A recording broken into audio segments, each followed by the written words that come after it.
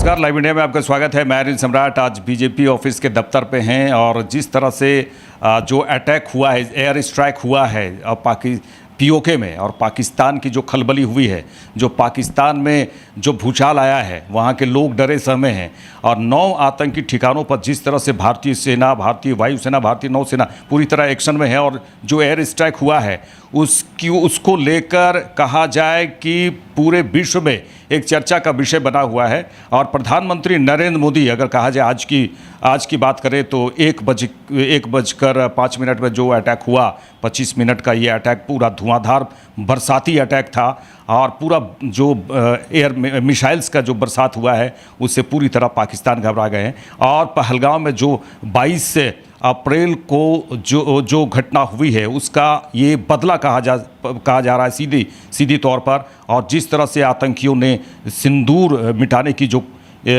नापाक कोशिश की, 26 लोगों की जो मौत हुई और उसका एक बदला पूरी तरह से लिया गया है। लेकिन बदला अभी पिक्चर बाकी है, अभी पिक्चर बाकी है। मेरे दोस्त वाली जो कहानी है वो बात है, अभी शुरुआत हुई है। पाकिस्तान में युद्ध सा माहौल, अभी भारत और पाकिस्तान से युद्ध सा माहौल है। हम बीजेपी ऑफिस के दफ्तर में हैं और इस समय बीजेपी के प्रदेश प्रवक्ता रमाकांत महतो हमारे साथ हैं। रमाकांत जी, आप किस तरह से देख रहे हैं जो अटैक हुआ था? प्रधानमंत्री नरेंद्र मोदी ने जो कहा वो किया है और आगे भी होगी। धन्यवाद आपको। देखिए, माननीय प्रधानमंत्री जी ने कहा है कि दुनिया क्या सोचती है उसे भारत को लेना देना नहीं, लेकिन हमारी भारत की सीमाओं को और भारत के नागरिकों के साथ में जो निर्ममतापूर्वक काम पाकिस्तान के सह पे हुआ है, उन आतंकवादियों को छोड़ना नहीं है किसी भी कीमत पे। और इसका अंजाम वही होगा और ये सारे के सारे आतंकी मिट्टी में मिल जाएंगे। 25 मिनट का जो भारतीय सेनाओं ने कर दिखाया है, भारत उस पर गर्व करता है। इससे पहले भी एयर स्ट्राइक हुआ है, उसमें भी हमें गर्व लगता है। और मोदी जी की सरकार है, ये आतंकवादियों को सोचना चाहिए, पाकिस्तान को सोचना चाहिए, लेकिन पाकिस्तान को होश नहीं कि भारत के साथ जब भी टकराने की कोशिश इन्होंने की है उन्हें मुंहतोड़ जवाब मिला है। और इस बार जल में भी, नभ में भी और स्थल में भी करारा जवाब मोदी सरकार उन्हें और भारतीय सेना उन्हें देगी।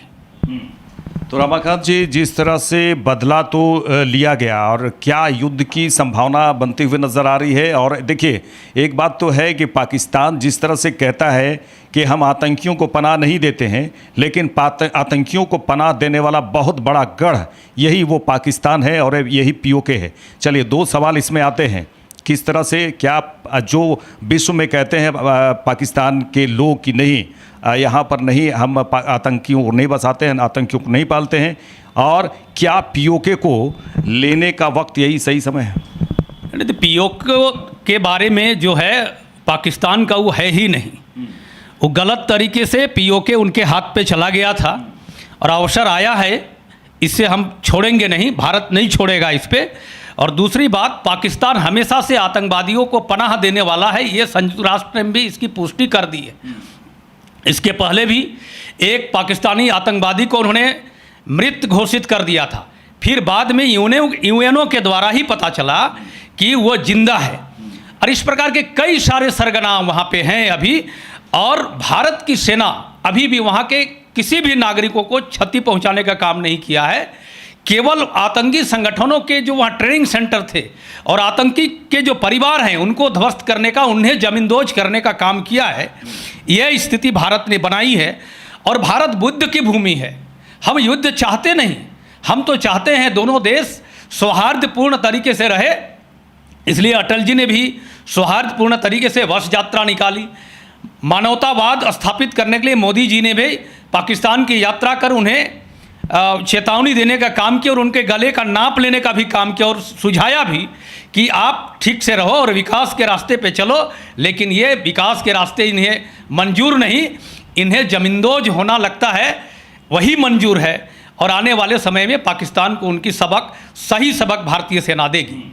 देखिए, आप रांची की बात करें तो कल की ही बात करें, मल्लिकार्जुन खड़गे, कांग्रेस के जो अध्यक्ष हैं मल्लिकार्जुन खड़गे यहाँ आए। उन्होंने कहा कि 22 अप्रैल से पहले प्रधानमंत्री नरेंद्र मोदी के प्लान था कश्मीर जाने का, जम्मू कश्मीर का, लेकिन उन्होंने कहा कि मैंने पढ़ा, ये अखबारों में पढ़ा कि उसके बाद कुछ खतरा है, इसको लेकर प्रधानमंत्री वहाँ नहीं गए। ये अखबारों में मल्लिकार्जुन पढ़े, लेकिन अब कांग्रेसियों के द्वारा ये भी कहा जा रहा है, राशिद अल्वी ने कहा है कि कितने आतंकियों को मारा है, ये भी ज़रा बताने की ज़रूरत है केंद्र सरकार को। तो फिर सवाल फिर कांग्रेस की ओर से फिर ये उठने ही शुरू हो जाते हैं। जी देखिए, माननीय कांग्रेस पार्टी के राष्ट्रीय अध्यक्ष खड़गे साहब जो बात बोल रहे हैं, मुझे लगता है ये देश विरोधी बयान कांग्रेस पार्टी के नेताओं ने देते आ रहे हैं और वही भाषा खड़गे साहब फिर से बोल रहे हैं।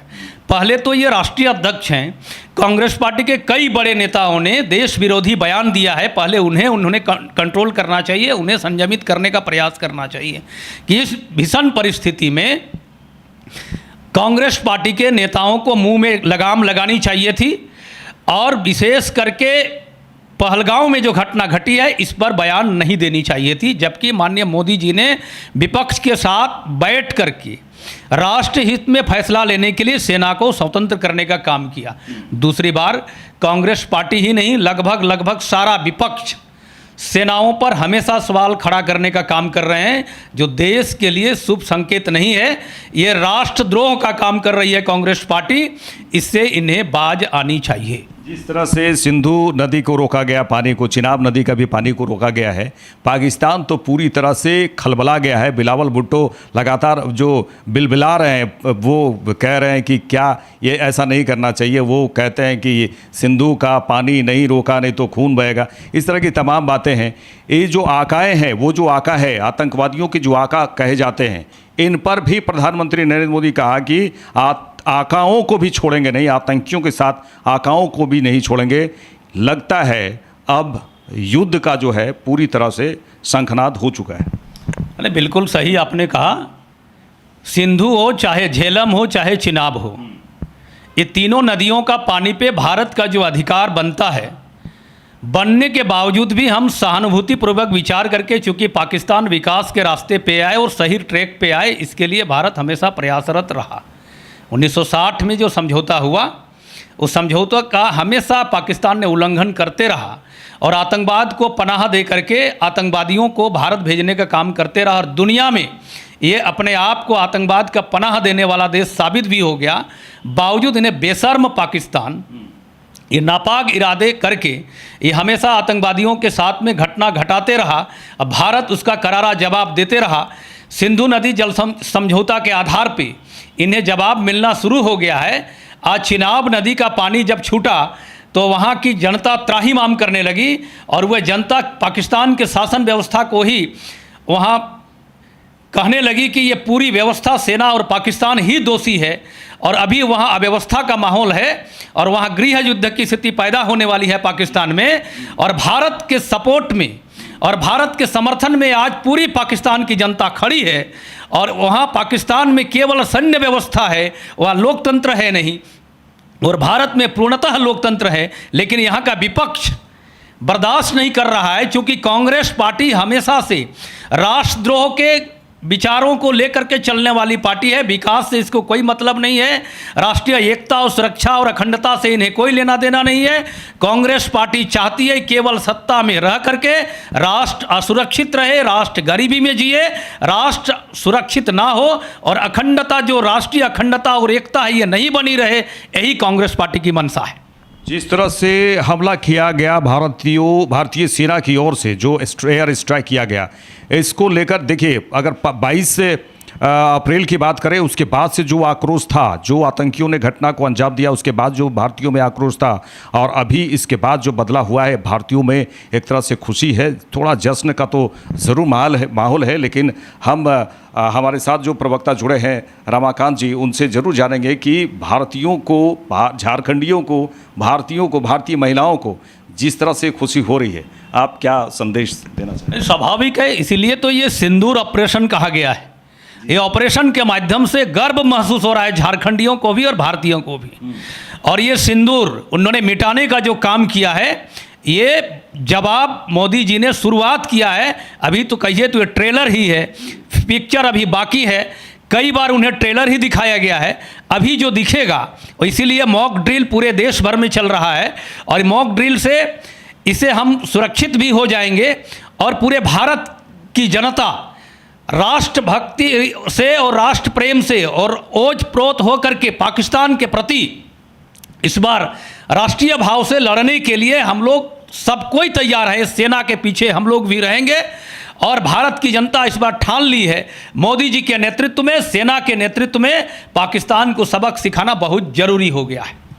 चलिए, रमाकांत जी का पूरा खुलकर जो विचार है वो उन्होंने बताया कि किस तरह से जो एयर स्ट्राइक हुए हैं और भारतीयों में जो खुशी है और भारतीय किस तरह से जो उत्साहित है, ये सारा उन्होंने बताया कि आगे भी क्या कुछ होने वाला है वो देखते रहिए, क्योंकि अभी शुरुआत है। और जो ट्रेलर है, उन्होंने कहा कि ट्रेलर तो अभी बाकी है और पिक्चर तो अभी बाकी है, तो ट्रेलर था, पिक्चर तो अभी बाकी है मेरे दोस्त। लेकिन ये बड़ी खबर यही है कि 9 ठिकानों पर जिस तरह से एयर स्ट्राइक हुआ, आने वाले समय में बहुत चुन चुन कर नेस्तानाबूद करने के लिए, जो प्रधानमंत्री ने कहा था बिहार जनसभा में कि हम उसके जो ज़मीन जो बचे हुए हैं, थोड़ी सी भी ज़मीन बचे हुए हैं आतंकियों के, उसे हम नेस्तानाबूद करेंगे, चुन चुन कर मारेंगे और घर में घुस कर मारेंगे।